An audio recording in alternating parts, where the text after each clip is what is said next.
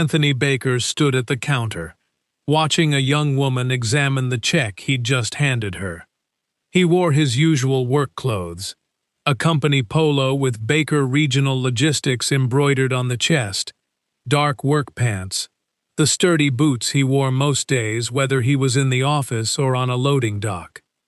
He hadn't dressed differently for the bank. It hadn't occurred to him that he needed to.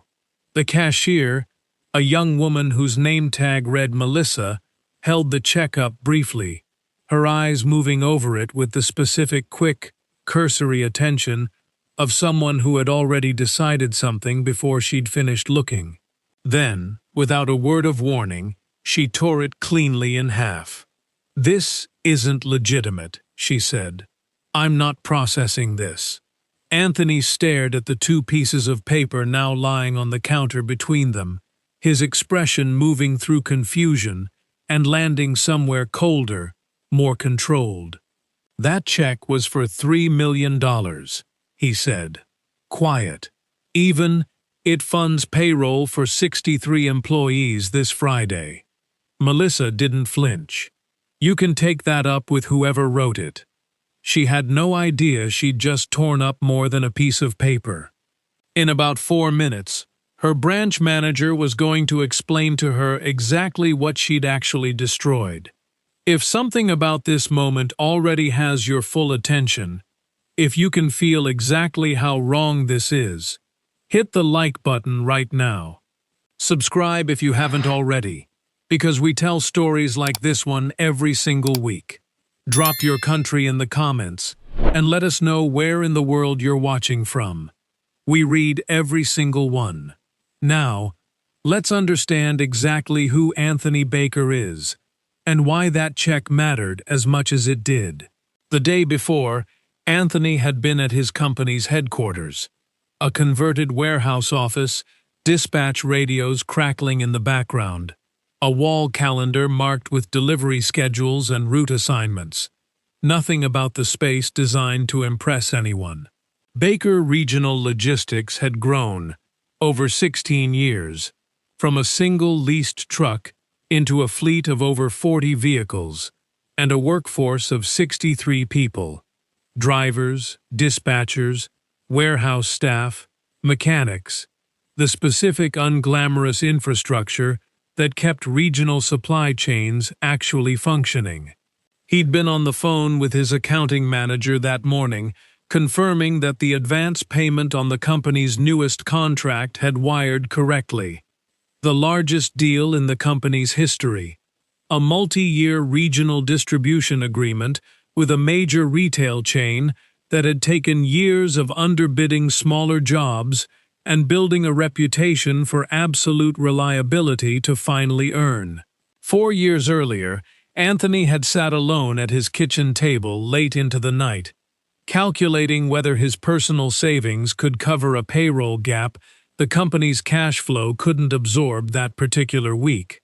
A client's late payment, nobody's fault exactly, but the specific quiet dread of a man who had promised himself from the very beginning that his employees would never feel the cost of a problem that wasn't theirs to carry.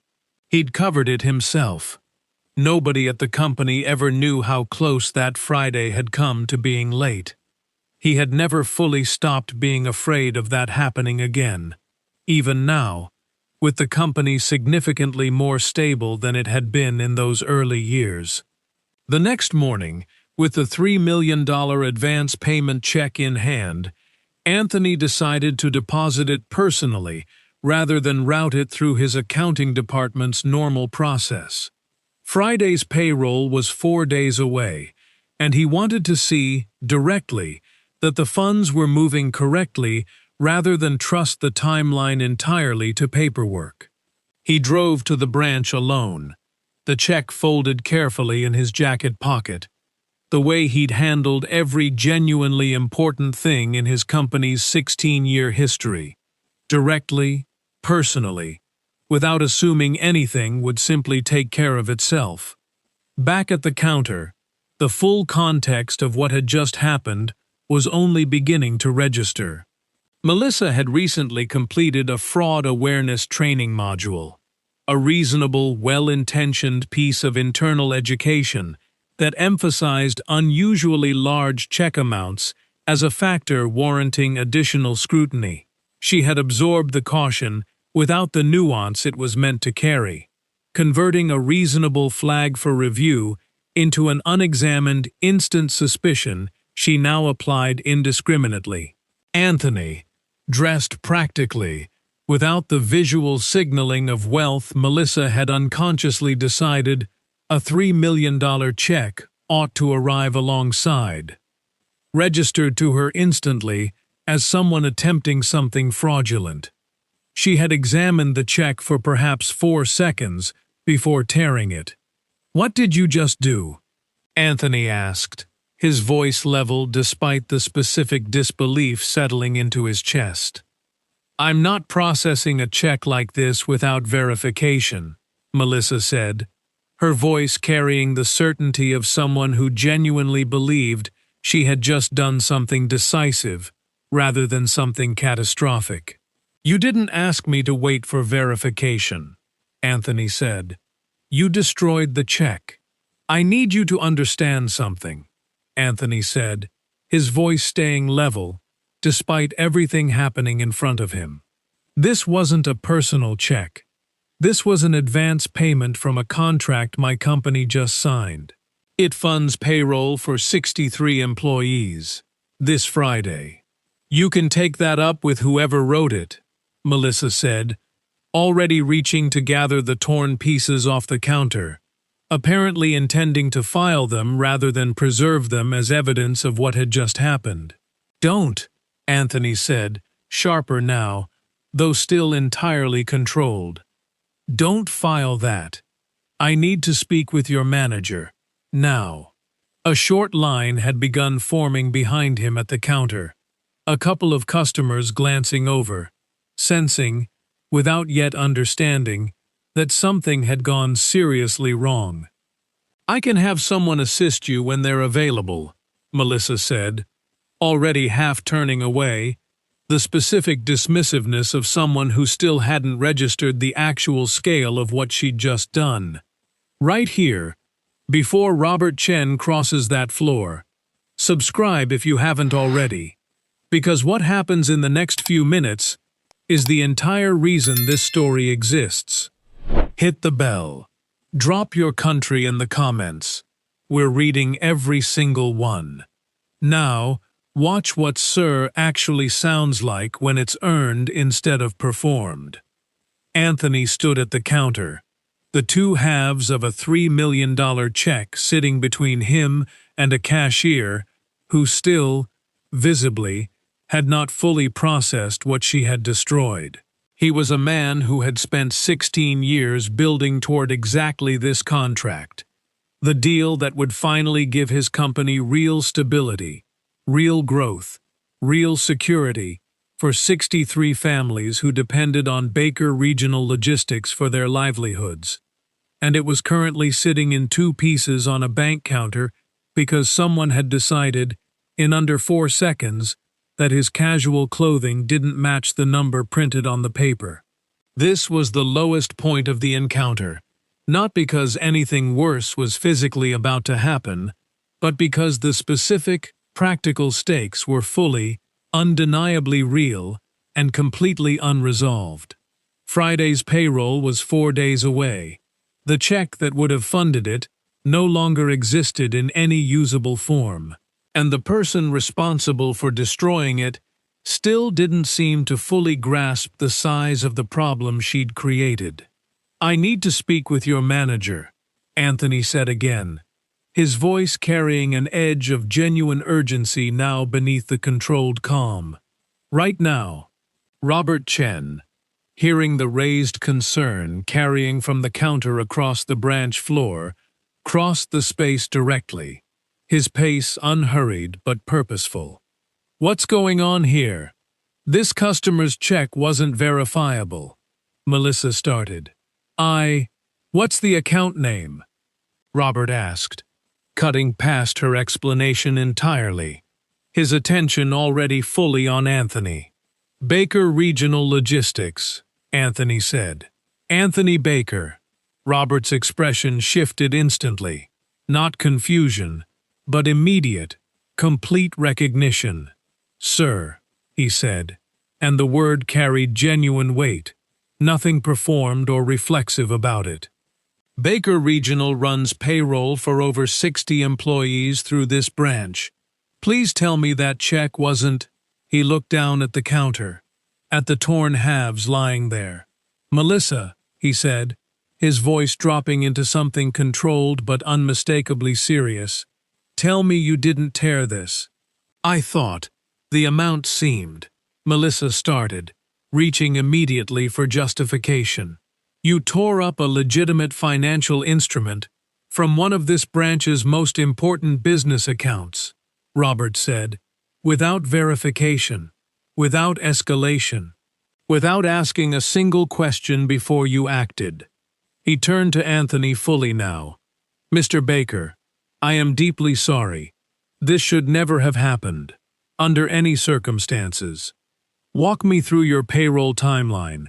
I need to know exactly how much time we're working with." "Friday," Anthony said. 4 days. 4 days is enough," Robert said, already reaching for the phone at the counter. "I'm calling the issuing institution directly to arrange verified replacement funds. I'll personally confirm with your accounting team the moment it's moving." The small line of customers who'd been watching now watched something entirely different unfold. A branch manager working with visible, genuine urgency to correct a serious mistake, addressing Anthony with exactly the respect his actual stakes had warranted from the very first 30 seconds, not only after 4 minutes of unnecessary escalation. Robert worked the phones directly and personally over the next hour, confirming with the issuing company's Treasury Department that replacement funds could be verified and transferred without requiring Anthony to obtain an entirely new physical check from scratch.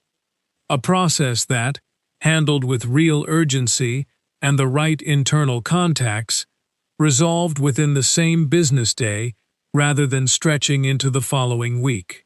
"It's moving," Robert confirmed to Anthony that afternoon, finding him still waiting nearby. "Payroll will clear on time."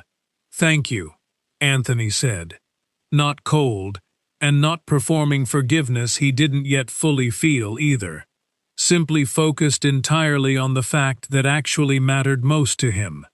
Robert turned to Melissa, who stood a short distance away, visibly shaken, the earlier certainty in her posture completely gone. "Melissa," he said, "you and I are going to have a serious conversation about judgment, about escalation procedures, and about what verification is actually supposed to mean in practice. This cannot happen again. Not to Mr. Baker, not to anyone who walks through that door." She nodded, saying nothing, the weight of the last hour visibly settling on her for the first time. 1 week later, Friday's payroll cleared exactly on schedule. 63 employees at Baker Regional Logistics received their paychecks precisely as expected, most of them with no idea how close that particular Friday had come to being disrupted by a single torn piece of paper. Anthony received a follow-up call from Robert that same week. Not routine, genuinely personal in tone, confirming that everything had processed correctly and offering a direct contact line for any future large transactions, specifically to ensure nothing like the previous week's incident could ever happen again at that branch. Anthony thanked him, ended the call, and returned to his ordinary work, reviewing the week's dispatch schedules, checking in on a delayed shipment out of the northern depot, the specific unglamorous steady rhythm of a man whose company now finally had the resources to grow properly into the contract it had just won, because someone, eventually, once the stakes were fully understood, had treated them with exactly the seriousness they deserved. If Anthony's story stayed with you, If you understand what it means to carry the weight of other people's livelihoods on your own shoulders, share this video right now with someone who needs to hear it. Subscribe if you haven't already, because we bring you stories like this one every single week. Hit that like button if this one got you, and drop a comment below. Where in the world are you watching from? We read every single one, and we want to know who's out there carrying stories like Anthony carried his. Until next time, real accountability isn't just apologizing for damage. It's doing whatever it takes to fix it completely.